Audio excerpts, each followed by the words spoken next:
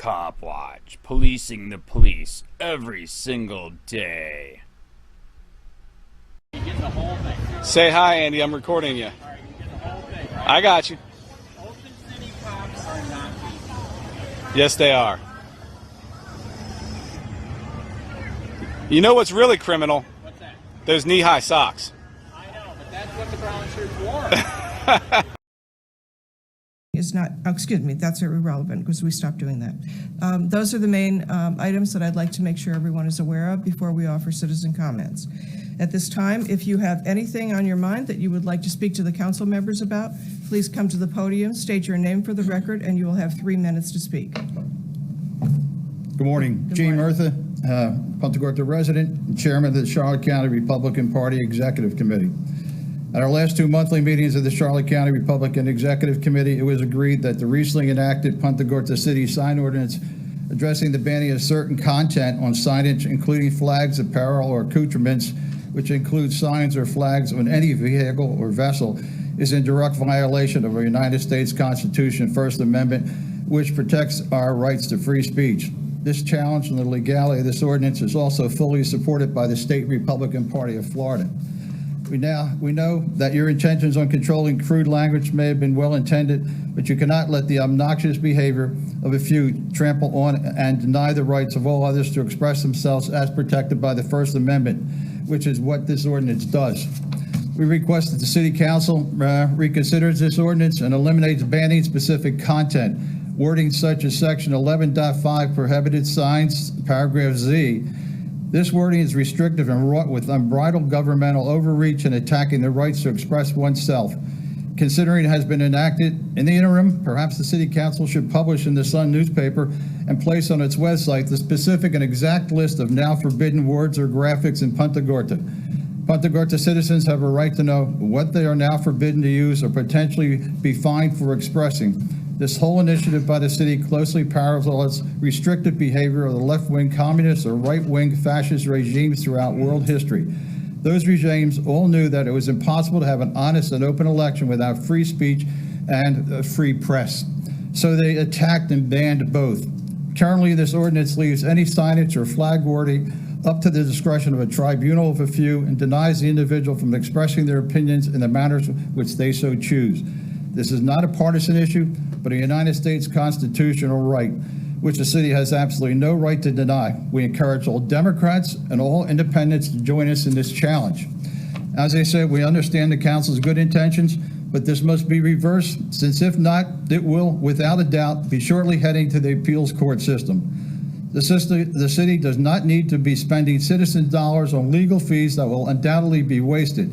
This is on top of city taxpayers facing a 16% city tax increase, and the city already having received negative press on this issue in the New York Times article dated July 27th, 2021. If you should need any assistance in addressing this issue, please let us know. We look forward to the council quickly addressing this issue to restore the free speech rights of the United States citizens in the city of Punta Gorda. Remember the famous saying, I disapprove of what you say, but will defend to the death your right to say it. This is exactly what we plan to do. We await your decision. Respectfully, Gene Murtha, Chairman of the Charlotte County Republican Executive Committee. Thank you. And we appreciate it. And always with a smile. That's the best part. So thank you. Thank you. Okay, would you like to make any comments, Mr. Levin? They're gone. Well, that's okay. It's on the Actually, record. they're outside and they can hear us. Oh, okay. Well, certainly, they all have the right of free speech to say what they want, to say in this forum. That's what this forum is for. They're all very distinguished members of this community. I think their words are listened to by other members of the community that look up to them. I wish they had done their homework before making accusations regarding the constitutionality of our ordinance. The Cohen versus California case is often cited, as you heard today. That case did not involve ordinance such as ours. It involved the criminal prosecution of disturbing the peace by a gentleman who had a jacket with the F word on it. The U.S. Supreme Court made it very clear that having the F word on a jacket where there wasn't any type of physical altercation, ruckus response by those that saw it, did not constitute disturbance of the peace that would warrant the criminal prosecution of Mr. Cohen in that case. The court did not overturn other Supreme Court decisions that talked about how fighting words are not protected free speech. The court also did not find that the F word was obscene, as that word has been defined by other Supreme Court decisions. With respect to the fighting words provision, the courts have subsequently said that it has to be something that's directed to an individual of such a nature that would cause that individual to react violently. There was no evidence in the Cohen case that that was any type of a response, nor did the courts feel like that a generalized use of the word, not attacking any one individual, would constitute fighting words. So as it was used in that case, the phrase that was used, the draft, was not considered to be fighting words. But bear in mind, again, that wasn't what he was cited for. He was cited for disturbing the peace. Ultimately, because we have been challenged, there will be a judge that will review our ordinance in the context of the U.S. Supreme Court decisions that were relied upon to construct our ordinance. Our ordinance, for the most part, was intended to be content neutral. That's why we created an ordinance to replace an ordinance that, under the Reed versus Town of Gilbert U.S. Supreme Court case, our previous ordinance would have been strucken as content-based.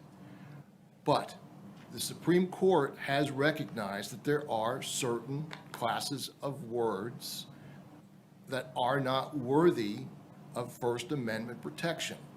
First Amendment protections are not absolute. And in the class of cases that we have referenced and the definitions we've used in our ordinance, those are the exceptions to the First Amendment freedoms.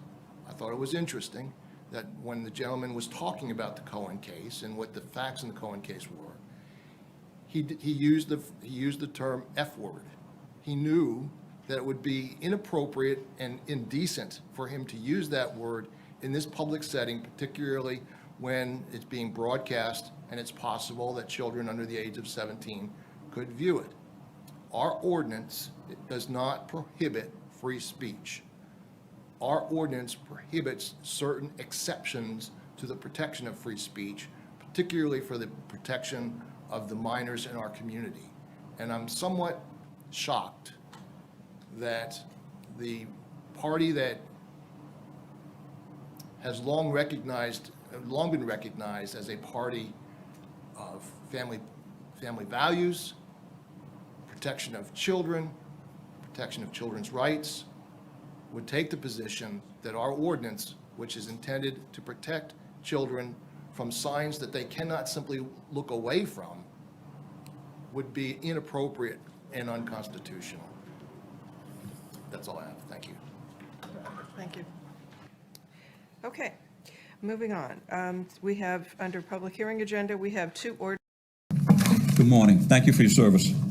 We give elected officials tremendous power, and to make sure they don't abuse it or abandon the Constitution when it pinches, we make them take an oath and swear to defend it, trusting they will give it the reverence it deserves. Excuse me, could you please state your name for the record?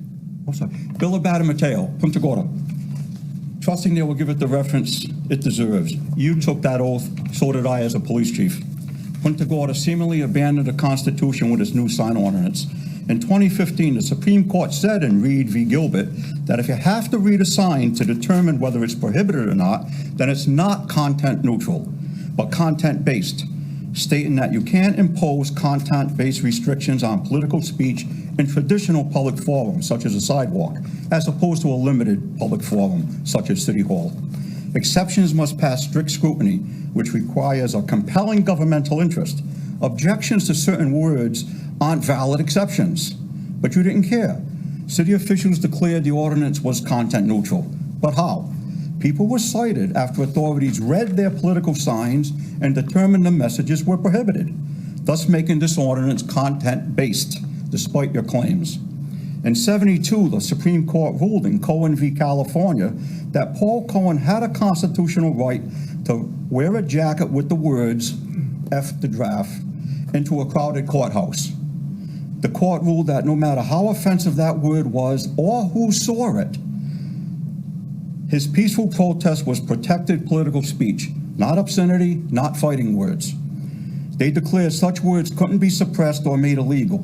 You didn't care and criminalized political speech. The Cohen decision distinguished profanity from obscenity by declaring the F word was an expression of protest, not obscenity. Stating vulgarity can't be interpreted literally. To do so is stupid, ignorant, or naive. Even the Merriam-Webster dictionary, which the ordinance has as its final arbitrator on the meaning of words, defines the F word as to publicly object or criticize. But this was ignored, resulting in fines for simply using foul language. Justice Harlan said, if you don't want to look at a word you don't like, then look the other way. That's the legal remedy. When people objected to the display of political speech they didn't like, you didn't tell them to do that. Instead, you placated them and banned protected political speech. Perhaps you didn't see it that way, but that's what you did. He said it wasn't California's job to legislate civility, that states aren't the guardians of public morality or public discourse. You didn't care and passed an ordinance to control what words people use, despite having neither the responsibility nor the authority. Think about this. The Supreme Court allows people to wear a jacket that says F the draft into court, but anyone who wears that jacket into Punta Gorda will be in violation of your law. Thank you. Thank you. Is there anyone else that would like to address the council?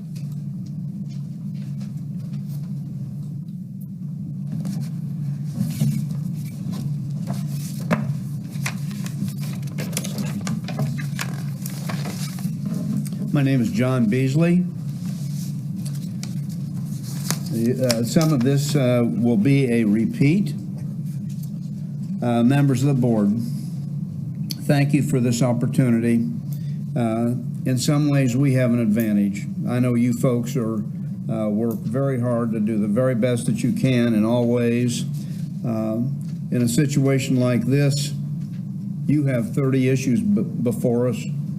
I'm retired, and at least for a day or two, I've only got one. So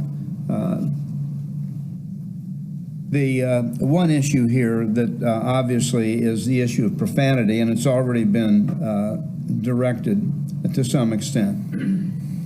Is it a violation of the Constitution to use profane words? Well, yes. At one time. In 1942, Justice Murphy stated very famously that that there was a constitutional right to control words that were lewd, obscene, profane, or fighting words. This was a famous case. It directed judges and scholars for the next 30 years. The fighting words case was overturned in 1972. And in that case, as has been mentioned, the name of the case was Cohen versus California. Some background. A man wearing these words went into a California courthouse.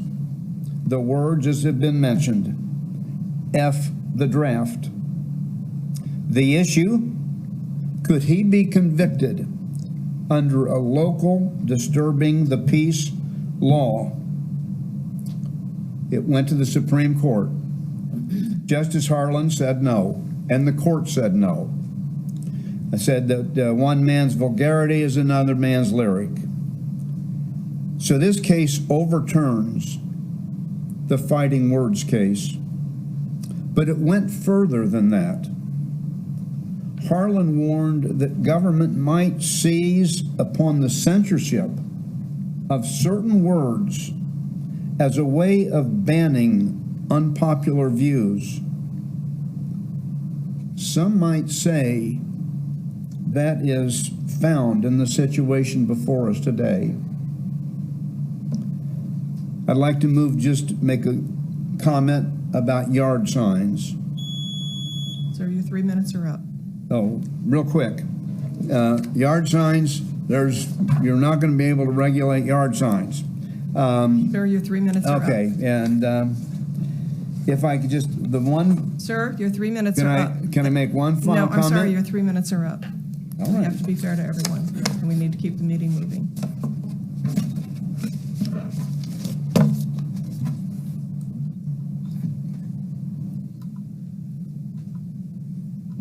Council members, my name's Jim Buca. I'm a resident of Punta Gorda and Punta Gorda Isles. Surprisingly enough, the primary reason for me showing up here isn't to talk about the sign ordinance. Though the discussion did provoke some thought. As I read the public,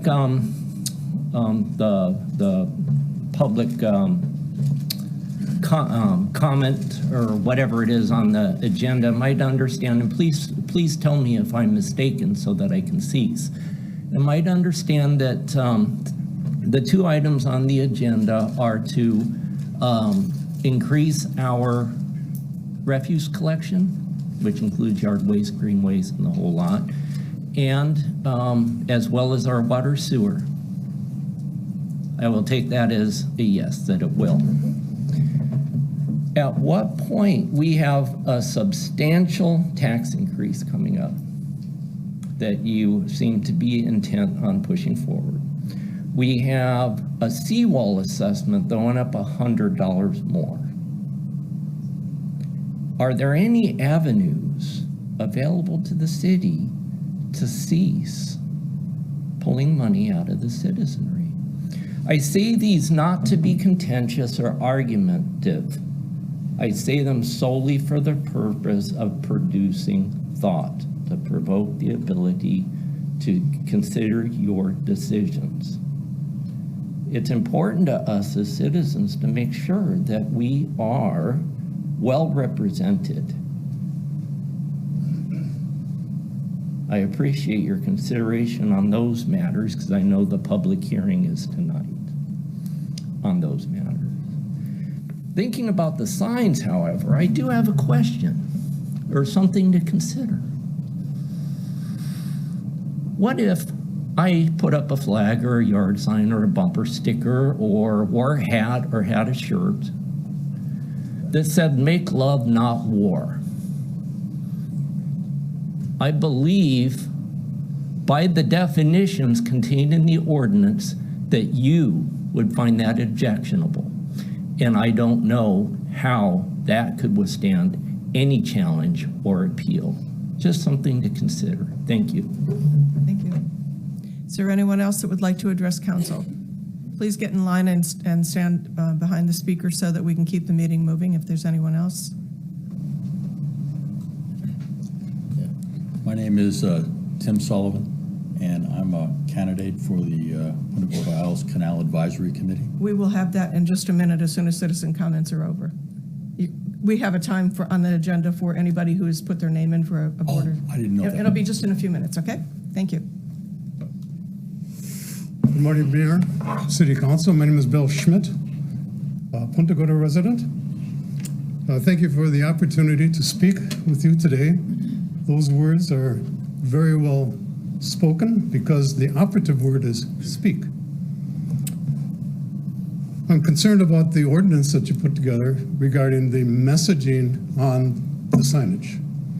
And you know in your own heart that this is not a good idea. This is non-constitutional.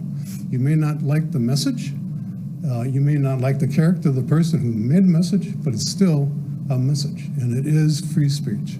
So I'm just simply asking, would you reconsider and would you please rescind the ordinance that you've put together for the good, I believe, of everyone? Thank you. Thank you. Is there anyone else that would like to address council? Again, if there's anyone else that plans to speak, would you please get in line and stand behind the speaker so we can keep things going? Good morning. My name is Jerry O'Halloran, and I also want to discuss briefly about the signage. I'm not going to repeat everything that was already said here, but I do, when I first read about that, my first thinking was that, yes, if this ever makes it to court, it'll be thrown out. That was my first impression. And then I got to thinking, you don't write an ordinance like this without discussing it with a legal authority. So that had to be a given.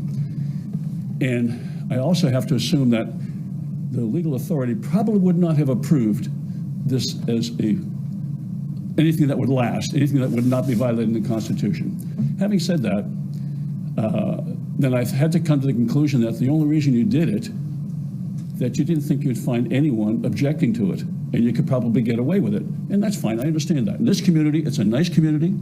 We're in a very safe community, and we have ladies and gentlemen here, and a big retirement community.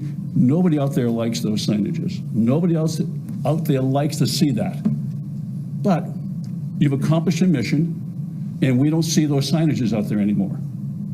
Now, my opinion, the people that do those vulgarities on a signage, they typically have no imagination. They typically probably have limited vocabulary, and they're looking for attention. These things can go away after a while, but just ignore them. But right now, I think you may have crossed the Constitution line, and I think that's a slippery slope that you probably don't want to go down. I think that would be a mistake. Thank you very much for listening. You have a great day. Thank you. Is there anyone else that would like to address council? Anyone else? Last call. Okay. We will move on to the next agenda item, and that is if there are any